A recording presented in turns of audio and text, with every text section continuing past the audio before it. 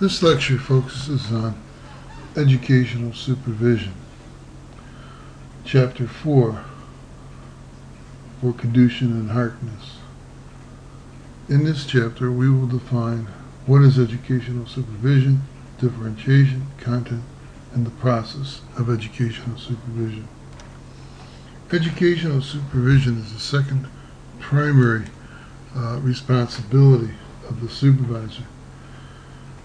Educational supervision is concerned with teaching the knowledge, skills, and attitudes necessary for the performance of clinical social work tasks through the detailed analysis of the worker's interaction with the client.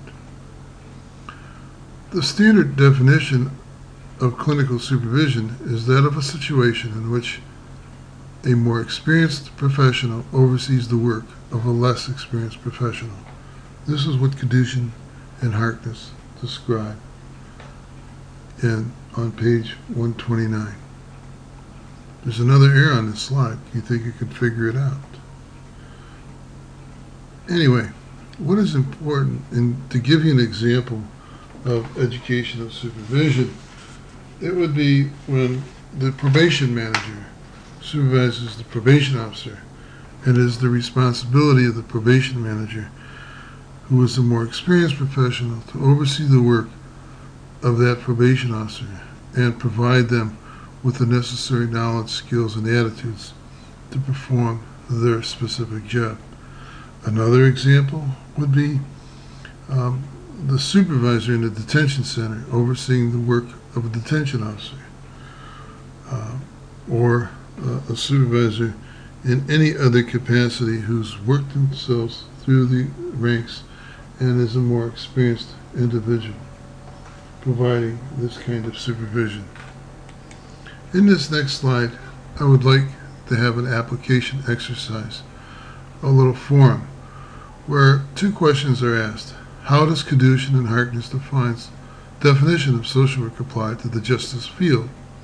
And what would be the standard for clinical supervision in the justice field?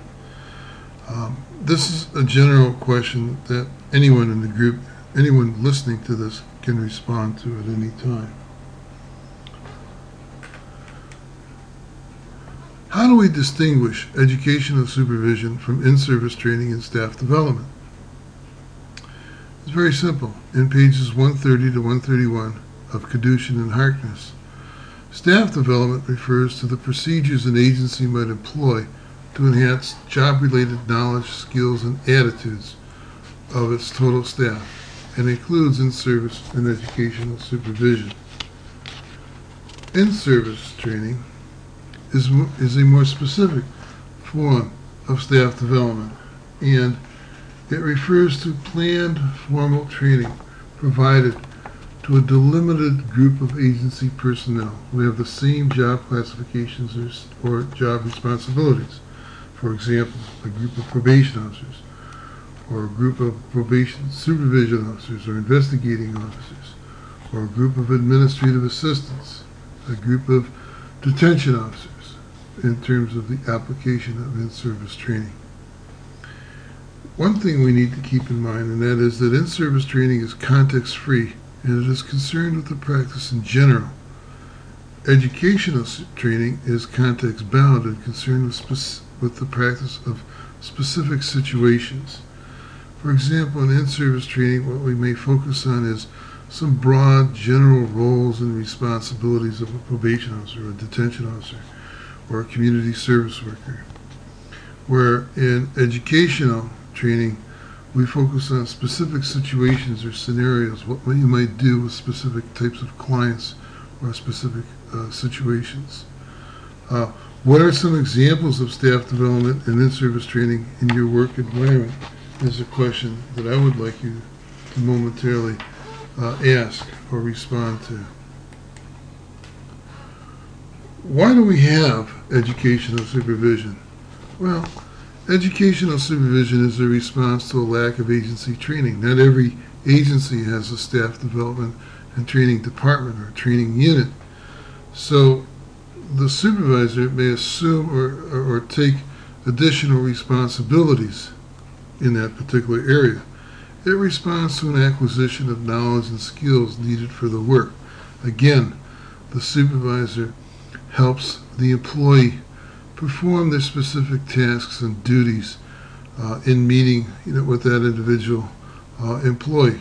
And what else it does is that it also responds to making staff happy and also dealing with some dissatisfaction that staff may encounter, where they may talk about not having certain skills or needing to know how to work with specific types of clients, or clients that are giving them difficulties, okay, in that particular area. In this slide, we focus on the relation of educational supervision to administrative supervision and understanding the differences. In some ways, both educational and administrative supervision share the same ultimate objective, and that is to provide the best possible services to clients, whether they're adults, whether they're adolescents, whether they're senior citizens. We focus on both in terms of providing the best possible services. Administrative supervision provides it through structure and resources. It requires supervisory skills in the management of your staff and helping staff understand the policies and procedures and the existing resources that exist within the agency, understanding what the administrative laws are, the do's and don'ts in an agency. Educational supervision provides training for staff. It requires supervisory technical and pedagogical skills. It requires the ability of the supervisor to be able to transmit knowledge, skills, and change attitudes, and to be able to have an understanding of the three basic domains of training, okay, which is knowledge, skills, and affective behavior. Supportive supervision requires human relations skills and working with staff in understanding those differences. In this next slide, slide 7, I would like you, for example, to describe the differences between educational supervision and administrative supervision in your work environment, and to give some specific examples. This is open discussion in terms of the students responding to this area or this particular piece. When we think in terms of the content of educational supervision, we need to think in terms of the 5 P's. People, problems, process. People, problems, place, process, and personnel. When we focus on people, we focus on the individual client, the individual probationer, the individual resident in a residential facility, the family, the group, the community. Problems focus on social functioning and how does the individual function within a social environment. Place is coming to or being referred to an agency when we provide this educational supervision in terms of how do we go about making a referral to a specific agency. The process is how do we help people get help, and what are the necessary steps for receiving that particular help. And personnel focuses on having the human resources, the social worker, the staff, the probation officer, the detention officer, the community service worker, what have you, and in that context. For a moment, again, another application exercise for you, anyone in the group listening to this particular slide, and it's slide 9. What I'd like you to do is give examples of the 5 P's in your work environment, based on where you're working at. You as a supervisor, you as a supervisee, and what would be these different examples. There is no